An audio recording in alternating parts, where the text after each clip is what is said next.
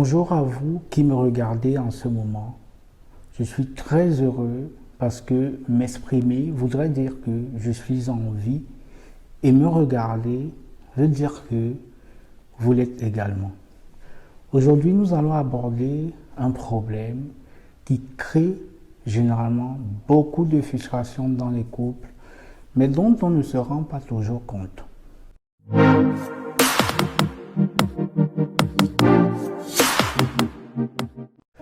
Il est probablement déjà arrivé à certaines, parmi les femmes qui me regardent en ce moment, de comparer l'homme qui est dans leur vie à d'autres hommes. Soit parce que lorsque vous observez le potentiel de ce dernier, vous vous dites il peut faire mieux. Parfois aussi, il arrive que vous regardez votre condition de femme actuelle et êtes convaincu que si c'était un autre homme dans votre vie, vous serez beaucoup plus loin. Ou alors, votre regard sur votre mari, vos comparaisons sont juste le reflet de la convoitise de votre âme. De l'autre côté, on a les hommes, même s'ils ne l'avouent pas toujours, qui mettent en permanence leurs femmes en compétition avec d'autres femmes. Ça peut être une collègue, une voisine, une amie.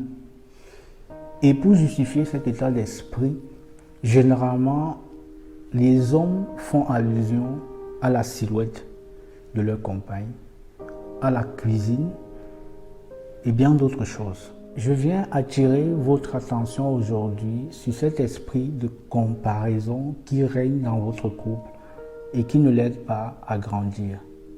Sachez que si vous voulez que les choses fonctionnent, si vous voulez que ça marche, vous êtes condamné à évoluer en équipe. Il ne sert donc à rien de jeter l'opprobre en permanence sur l'autre. À vous, mesdames, sachez que comparer son homme en permanence à d'autres, lui exposer ses insuffisances, et ceci de façon inappropriée, risque de l'éloigner progressivement un peu plus chaque jour de vous. Il finira par se dire qu'il n'a pas la capacité de vous satisfaire, se sentira asphyxié et plus loin encore, ne retrouvera pas la paix qu'un homme est censé retrouver chez la femme qu'il aime.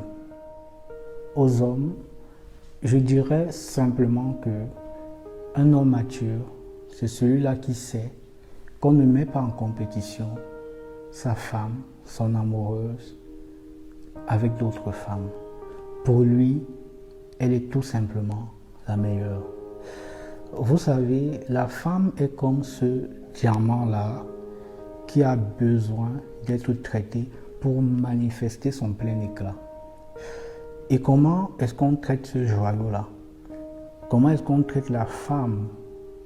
Eh bien, c'est tout simplement en lui donnant de l'amour. Lui donner de l'amour de telle sorte qu'elle soit toujours celle-là qui soit disposée à vouloir nous séduire en permanence, à chercher à nous surprendre. Il est donc important d'apprendre à faire des reproches à sa femme, à dire des choses qui fâchent, mais avec la dose d'amour essentielle. Dans notre façon de lui parler, elle doit être en mesure de comprendre qu'elle est notre reine. Je conclus donc en vous demandant d'identifier les forces et les faiblesses de votre partenaire, mais surtout d'être sage pour les tirer à votre compte.